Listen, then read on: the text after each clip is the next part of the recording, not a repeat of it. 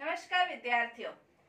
राजनीति विज्ञान के मूल आधार के अंतर्गत आज हम राजनीति विज्ञान और अर्थशास्त्र के बीच क्या संबंध है उसके बारे में आज हम अध्ययन करेंगे। राजनीति विज्ञान का संबंध जहां राज्य का विकास, उसके उद्देश्य इन सब से है, वहीं अर्थशास्त्र का संबंध जैसे हमें पता है कि अर्थ माना पैसा, धन, उसकी क्या योजनाएं हैं, इन सब से संबंधित अर्थशास्त्र का अध्ययन है।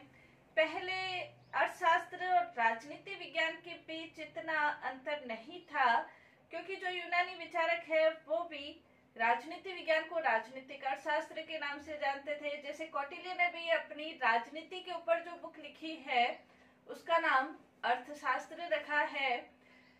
इसके अलावा जो अरस्तु ने बुक लिखी है पॉलिटिक्स, राजनीति, उसके अंतर्गत भी अर्थशास्त्र से संबंधित अनेक विचार हमें देखने को मिलते हैं। इसके अलावा लॉक ने भी जो अपनी बुक लिखी है नागरिक प्रशासन पर द्वितीय अध्याय के अंतर्गत, उसके अंतर्गत भी अर्थशास्त्र से संबंधित अनेक विषयों और सिद्धांतों का वर्णन देखने को मिलता है। कहने का तात्पर्य राजनीति विज्ञान और अर्थशास्त्र दोनों एक दूसरे से बहुत अधिक संबंधित है। राजनीति विज्ञान या राज्य का संचालन, उसकी अर्थव्यवस्था के ऊपर बहुत अधिक निर्भर करता है। एक देश के अंतर्गत यदि उसकी आर्थिक व्यवस्था, आर्थिक संचालन, आर्थिक नीतियां, आर्थिक समृद्धि यदि सही नहीं है तो राजनीतिक नीति भी हम नहीं कह सकते कि वहां की सही हो सकती है। और यदि एक देश आर्थिक दृष्टि से समृद्ध है तो इसका सीधा सीधा मतलब ये निकलता है कि वो राजनीतिक नीतियां भी उसकी बहुत अधिक सही है। तो यानी कि एक देश की आर्थिक समृद्धि उसकी राजनीतिक नीतियों पर निर्भर करती है। उसकी कुशल राजनीतिक नीतियां के कारण आर्थिक समृद्धि होती है। तो दोनों ही एक दूसरे से संबंधित हम कह सकते हैं। अर्थशास्त्र का क्या अभिप्राय है, इसके अंतर्गत हम कह सकते हैं कि जैसे मार्शल ने ये कहा है कि अर्थशास्त्र एक और संपत्ति का अध्ययन है, तो दूसरी ओर अधिक महत्वपूर्ण दिशा में मनुष्य के अध्ययन का एक अंग कहा जा सकता है अर्थशास्त्र को। तो अर्थशास्त्र का मतलब जहाँ संपत्ति का अध्ययन है, सिर्फ संपत्ति का अध्ययन ही नहीं है, बल्कि अर्थशास्त्र के अंतर्गत मानव का, मानव के जीवन का, मानव के कल्याण का भी अध्ययन किया जाता है। इसके अलावा राजनीति विज्ञान और अर्थशास्त्र का यदि हम संबंध देखें तो राजनीति विज्ञान और अर्थशास्त्र के संबंध के अंतर्गत अर्थशास्त्र का उद्देश्य और राजनीति विज्ञान का उद्देश्य, दोनों का उद्देश्य एक ही है। अर्थशास्त्र का क्या उद्देश्य है? मानव का कल्याण करना। राजनीति विज्ञान का क्या उद्देश्य है? मानव का कल्याण करना। तो दोनों का जो उद्देश्य है वो समान उद्देश्य है, यानी कि मानव के कल्याण से संबंधित ही उद्देश्य है। एक देश के अंतर्गत आर्थिक परिस्थितियां व्यक्ति के कल्याण को निर्धारित करती है, वहीं दूसरी ओर राजनीतिक परिस्थितियां भी व्यक्ति के कल्याण का निर्धारण करती है। यदि एक देश का राजनीतिक दृष्टि से शांति व्यवस्था की स्थिति नहीं है तो वहां पर आर्थिक विकास भी नहीं हो सकता है। दोनों का समान उद्देश्य व्यक्ति का कल्याण करना, आर्थिक कल्याण भी, और राजनीति के अंतर्गत राजनीतिक कल्याण, मानव का कल्याण करना राजनीति विज्ञान का उद्देश्य है। यानी कि दोनों का समान उद्देश्य कल्याण से संबंधित है। जो अध्ययन विषय हैं वो भी दोनों के कहीं न कहीं समान कहे जा सकते हैं। जैसे अर्थशास्त्र के अंतर्गत पंचवर्षीय योजनाओं का अध्ययन किया जाता है, आर्थिक नीतियों का अध्ययन किया जाता है, राजस्व का अध्ययन किया जाता है, पूंजी का अध्ययन किया जाता है, टैक्स का, कर का, बजट का, इन सब का अध्ययन अर्थशास्त्र के अंतर्गत किया जाता है। राजनीति विज्ञान के अंतर्गत भी इन सब का अध्ययन किया जाता है, क्योंकि बजट का निर्माण किसके द्वारा किया जाता है? मंत्रियों के द्वारा किया जाता है। तो बजट का अध्ययन, टैक्स का अध्ययन, किसके द्वारा टैक्स लगाया जाता है? सरकार के द्वारा टैक्स लगाया जाता है। तो टैक्स का अध्ययन, कर का अध्ययन, नीतियों का अध्ययन, व्यक्तियों के कल्याण से संबंधित जो नीतियां हैं उसका अध्ययन। जैसे भारत के अंतर्गत पंचवर्षीय योजनाएं चलाई गई थी तो इनका अध्ययन अर्थशास्त्र में भी होता था। तो राजनीति विज्ञान के अंतर्गत भी होता था। बजट है तो बजट का अध्ययन अर्थशास्त्र में भी होता है, तो राजनीति विज्ञान के अंतर्गत भी होता है। कर का अध्ययन दोनों के अंतर्गत होता है। तो कई ऐसे विषय हैं जो कि दोनों के समान अध्ययन विषय है। इसके अलावा समान नीतियों का तात्पर्य ये है कि अर्थशास्त्र के अंतर्गत ऐसी नीतियों का अध्ययन किया जाता है जिसके अंतर्गत मानव का कल्याण किस प्रकार से संभव हो, उसके बारे में अध्ययन किया जाता है। राजनीति विज्ञान के अंतर्गत भी सरकार के द्वारा ऐसी नीतियों का निर्माण करने की योजनाएं बनाई जाती है, ऐसी नीतियां लागू की जाती है जिससे मानव का कल्याण संभव हो सके। तो इन दोनों का अध्ययन या नीतियां अर्थशास्त्र में भी और राजनीति विज्ञान के अंतर्गत भी दोनों के अंतर्गत समान है। तो हम कह सकते हैं कि राजनीति विज्ञान और अर्थशास्त्र के बीच घनिष्ठ संबंध है, और इसके लिए ही चार्ल्स बियट ये कहते हैं कि अर्थशास्त्र के बिना राजनीति विज्ञान अवास्तविक और सार ही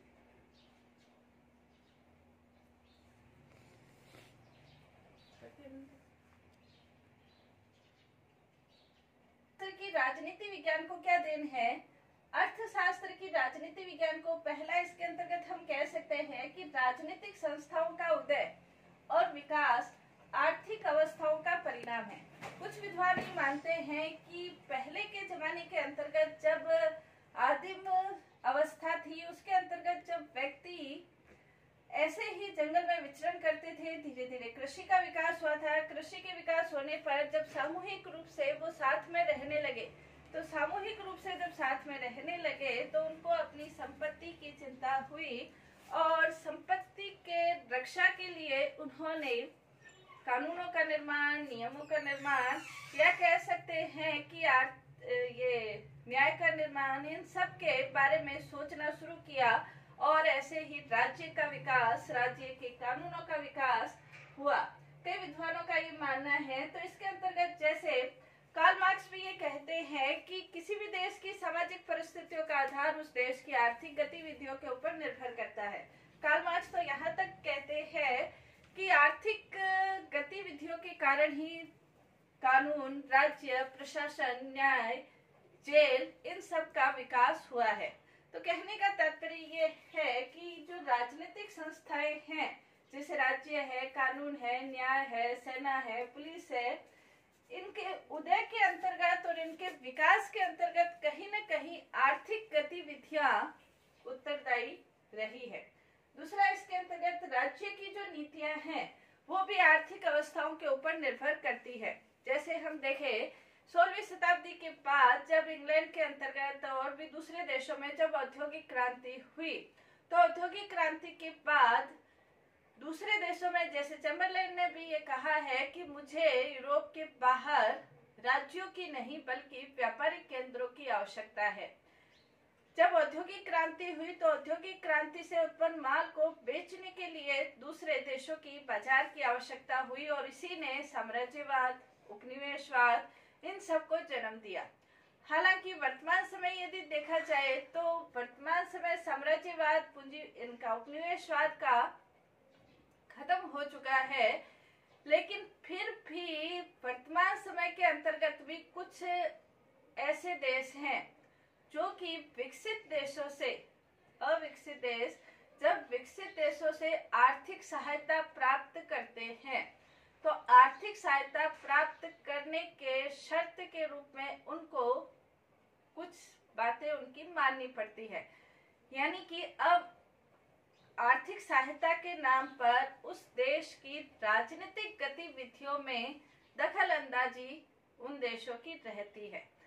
तो राज्य की जो नीति है उसके ऊपर भी आर्थिक अवस्थाओं का प्रभाव पड़ता है। यदि किसी देश की आर्थिक अवस्था ठीक नहीं है और वो दूसरे देशों से सहायता लेता है, कई देश, जैसे वर्तमान समय हम इसे कह सकते हैं कि वर्तमान समय नवीन साम्राज्यवाद कह सकते हैं, इसके अंतर्गत कि जब कोई दूसरा देश अन्य देशों को सहायता प्रदान करता है तो उसकी राजनीति में भी वो अपना दखल अंदाजी करता है, हस्तक्षेप करता है। तो राज्य की नीति पर भी आर्थिक अवस्थाओं का प्रभाव पड़ता है। यदि राज्य स्वयं विकसित है तो उसे किसी और की आवश्यकता नहीं रहती, अर्थ की आवश्यकता नहीं रहती, तो वो अपनी नीतियों का निर्माण खुद कर सकता है, उसे और किसी देश का हस्तक्षेप करवाने की आवश्यकता नहीं रहती। तीसरा, इसके अंतर्गत राजनीतिक घटनाएं आर्थिक गतिविधियों का परिणाम भी होती है। कई ऐसी राजनीतिक घटनाएं हैं जो कि आर्थिक गतिविधियों के कारण घट जाती है। जैसे कई देशों के अंतर्गत कुछ इस प्रकार के आर्थिक सुधार कार्यक्रम लागू किए गए और उन आर्थिक सुधार कार्यक्रमों का प्रभाव उनके देश की राजनीतिक घटनाओं के ऊपर पड़ा। जैसे स्पेन के अंतर्गत यदि हम देखें तो उसमें श्रमिकों से संबंधित जब सुधार करने के लागू किए गए तो उनका प्रभाव स्पेन की गणतंत्रीय जो सरकार थी उसका खत्म हो गया था, उसको हटा दिया गया था। भारत के अंतर्गत भी यदि हम देखें तो भारत में समाजवादी व्यवस्था को लागू करने के लिए, आर्थिक समानता को लागू करने के लिए बैंकों के राष्ट्रीयकरण की नीति अपनाई गई, राजाओं के प्रीपर्स को समाप्त किया गया, पंचवर्षीय योजनाएं लागू की गई। इस प्रकार की जो नीतियां हैं आर्थिक समानता को स्थापित करने के लिए ये राजनीतिक नीतियां अपनाई गई। तो आर्थिक गतिविधियों का प्रभाव राजनीतिक घटनाओं के ऊपर भी पड़ता है। वर्तमान समय यदि हम देखें तो वर्तमान समय के अंतर्गत जो आर्थिक गतिविधियां जैसे जीएसटी को लागू करना है या नोटबंदी करनी है, नोटबंदी जैसे की गई, जीएसटी को लागू किया गया, इस तरह की जो आर्थिक घटनाएं हैं उसका प्रभाव राजनीतिक सरकार के ऊपर, राजनीतिक जीवन के ऊपर अवश्य ही पड़ा है। तो राजनीतिक घटना, आर्थिक गतिविधियों का प्रभाव राजनीतिक घटनाओं के ऊपर पड़ता है। तीसरा, इसके अंतर्गत हम कह सकते हैं कि राजनीति विज्ञान की अर्थशास्त्र को क्या देन है, इस राजनीति विज्ञान की अर्थशास्त्र को भी देन है। अर्थशास्त्र या आर्थिक व्यवस्था, आर्थिक कल्याण, आर्थिक समृद्धि, विकास एक कुशल, सक्षम प्रशासनिक व्यवस्था के ऊपर निर्भर करता है। जहां प्रशासनिक व्यवस्था कुशल नहीं है या प्रशासनिक व्यवस्था के अंतर्गत नौकरशाही, लालफीताशाही इत्यादि दोष जब समाहित हो जाते हैं तो आर्थिक व्यवस्था कुशलता पूर्वक कार्य नहीं कर सकती, या कह सकते हैं कि आर्थिक व्यवस्था विकास की ओर अग्रसर नहीं हो सकती है। इसके अलावा अर्थव्यवस्था राज्य की नीतियों के ऊपर भी निर्भर करती है। दो प्रकार की शासन व्यवस्था हम कह सकते हैं, व्यक्तिवादी या पूंजीवादी शासन व्यवस्था और साम्यवादी शासन व्यवस्था। पूंजीवादी और साम्यवादी दोनों शासन व्यवस्था आर्थिक नीतियों पर आधारित है। पूंजीवादी व्यवस्था के अंतर्गत जहां पर उद्योगों के ऊपर, आर्थिक व्यवस्था के ऊपर व्यक्तिवादी दृष्टिकोण को अपनाकर व्यक्तिगत क्षेत्र के अंतर्गत उन्हें स्वतंत्र छोड़ दिया जाता है, वहीं साम्यवादी व्यवस्था के अंतर्गत जो उद्योग है, अर्थव्यवस्था है, उसके ऊपर सरकार का नियंत्रण रहता है। तो इसके अंतर्गत अर्थव्यवस्था सरकारी नीतियों के ऊपर भी निर्भर करती है। अर्थव्यवस्था किस प्रकार की है, सरकार क्या नीतियां अपनाती है, उसके ऊपर उसका बहुत ज्यादा प्रभाव पड़ता है। नेक्स्ट, इसके अंतर्गत युद्ध का प्रभाव भी अर्थव्यवस्था के ऊपर पड़ता है। युद्ध एक राजनीतिक विषय हम ले सकते हैं कि युद्ध राजनीति से संबंधित है। जब युद्ध होता है तो उसका प्रभाव, हम सभी जानते हैं कि युद्ध का प्रभाव अर्थ पर पड़ता ही पड़ता है। जैसे अमेरिका ने वियतनाम युद्ध में जब हस्तक्षेप किया था तो उसका आर्थिक रूप से बहुत ज्यादा नुकसान हुआ था। भारत के अंतर्गत भी यदि हम देखें तो 1962 का, 1965 का, 1971 का, 99 का कारगिल युद्ध जो था उसमें आर्थिक रूप से भारत के ऊपर बहुत ज्यादा प्रभाव पड़ा था। तो युद्ध का प्रभाव भी आर्थिक गतिविधियों के ऊपर पड़ता है और आर्थिक गतिविधियां उससे अप्रभावित रहे ऐसा हो भी नहीं सकता है। तो राजनीति विज्ञान की अर्थशास्त्र को ये देन है और इसी के कारण बेनी प्रसाद ये कहते हैं कि राजनीति विज्ञान और अर्थशास्त्र के बीच घनिष्ठ संबंध है। राजनीति विज्ञान के बिना अर्थशास्त्र खोखला है। तो इन दोनों के बीच घनिष्ठ संबंध होते हुए भी, दोनों के बीच घनिष्ठ संबंध है। कुछ ऐसे विषय है जो कि राजनीति विज्ञान अर्थशास्त्र से लेता है, कुछ ऐसे विषय है जो कि अर्थशास्त्र राजनीति विज्ञान से लेता है। दोनों का प्रभाव एक दूसरे के ऊपर पड़ता है। राजनीति विज्ञान का अर्थशास्त्र के ऊपर, आर्थिक गतिविधियों के ऊपर, और आर्थिक गतिविधियों का प्रभाव राजनीतिक गतिविधियों के ऊपर पड़ता है। लेकिन फिर भी दोनों के बीच अंतर है। दोनों के बीच क्या अंतर है, तो उसके लिए हम देख सकते हैं। सबसे पहला है अध्ययन विषय के क्षेत्र में अंतर। अध्ययन विषय के क्षेत्र के अंतर्गत जब हम देखें तो अर्थशास्त्र का जो विषय है, अध्ययन विषय है, अर्थ है। राजनीति विज्ञान का जो अध्ययन विषय है वो व्यक्ति है। अर्थशास्त्र अर्थ से संबंधित अध्ययन करता है, राजनीति विज्ञान व्यक्ति से संबंधित अध्ययन करता है। इसके अंतर्गत आयोड ब्राउन के कोटेशन हम कह सकते हैं कि अर्थशास्त्र वस्तुओं का अध्ययन करता है, राजनीति विज्ञान व्यक्तियों का अध्ययन करता है। एक कीमतों से संबंधित है, दूसरा मूल्यों से संबंधित यानी कि वैल्यू से संबंधित। जब राजनीति विज्ञान व्यक्तियों का अध्ययन करता है तो व्यक्तियों के अंतर्गत सिर्फ उसका व्यक्ति होने के कारण महत्व नहीं है। इसको हम ऐसे भी समझ सकते हैं कि अर्थशास्त्र के अंतर्गत व्यक्ति का अध्ययन सिर्फ आर्थिक प्राणी होने के नाते उसका अध्ययन किया जाता है, जबकि राजनीति विज्ञान के अंतर्गत व्यक्ति का अध्ययन व्यक्ति की दृष्टि से, व्यक्ति का क्या महत्व है, क्या गौरव है, क्या सम्मान, प्रतिष्ठा, ये सब चीजें राजनीति विज्ञान के अंतर्गत आती है। तो दोनों का जो अध्ययन विषय है उनमें फर्क है। अर्थशास्त्र अर्थ से संबंधित अध्ययन करता है, राजनीति विज्ञान व्यक्ति का अध्ययन करता है। दूसरा, इसके अंतर्गत प्रकृति की दृष्टि से भी अंतर है। जो अर्थशास्त्र है उसकी प्रकृति वर्णात्मक है, जबकि राजनीति विज्ञान है उसकी प्रकृति आदर्शात्मक है। इसको ऐसे भी कह सकते हैं, जैसे एक विद्वान ये कहते हैं कि अर्थशास्त्र सभी वस्तुओं का दाम तो जानता है लेकिन उसका मान यानी कि उसका महत्व नहीं जानता। अर्थशास्त्र वस्तुओं से संबंधित है, इसलिए उसका दाम, किस चीज का क्या दाम है, लेकिन उसका वास्तव में महत्व क्या है ये राजनीति विज्ञान जानता है। तो एक आदर्शात्मक है और एक वर्णात्मक है, ये अंतर है। नेक्स्ट, इसके अंतर्गत उद्देश्य की दृष्टि से भी दोनों के अंतर है। उद्देश्य की दृष्टि से राजनीति विज्ञान का जो उद्देश्य है वो एक आदर्श समाज की स्थापना करना है, जबकि अर्थशास्त्र का उद्देश्य आर्थिक विकास से संबंधित, भौतिक विकास से संबंधित है। जबकि राजनीति विज्ञान संपूर्ण विकास से संबंधित, हम उसे ऐसा मान सकते हैं कि संपूर्ण विकास से संबंधित ये इसका उद्देश्य है।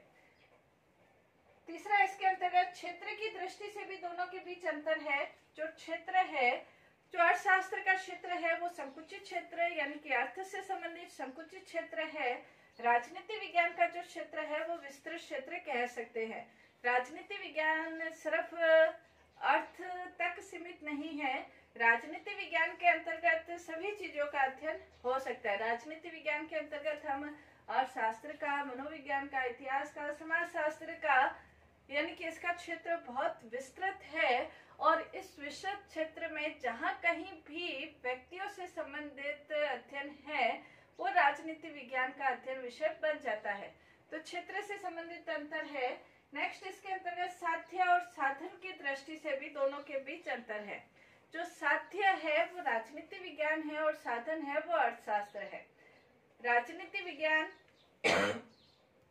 साध्य है, इसका तात्पर्य ये है कि राजनीति विज्ञान के अंतर्गत एक आदर्श समाज जिसके अंतर्गत सभी व्यक्ति भाईचारा, प्यार, शांति से रहे, और साधन यानी कि अर्थशास्त्र उसके लिए ऐसी आर्थिक परिस्थितियां निर्धारित की जाए कि व्यक्ति का विकास संभव हो सके। तो राजनीति विज्ञान के साध्य को प्राप्त करने के लिए अर्थशास्त्र एक मात्र नहीं बल्कि एक साध्य के रूप में कार्य करता है। तो राजनीति विज्ञान और अर्थशास्त्र के बीच, दोनों के बीच ये अंतर है। राजनीति विज्ञान और अर्थशास्त्र के बीच क्या संबंध है, संबंध होते हुए भी दोनों के बीच क्या अंतर है उसके बारे में अध्ययन किया। धन्यवाद।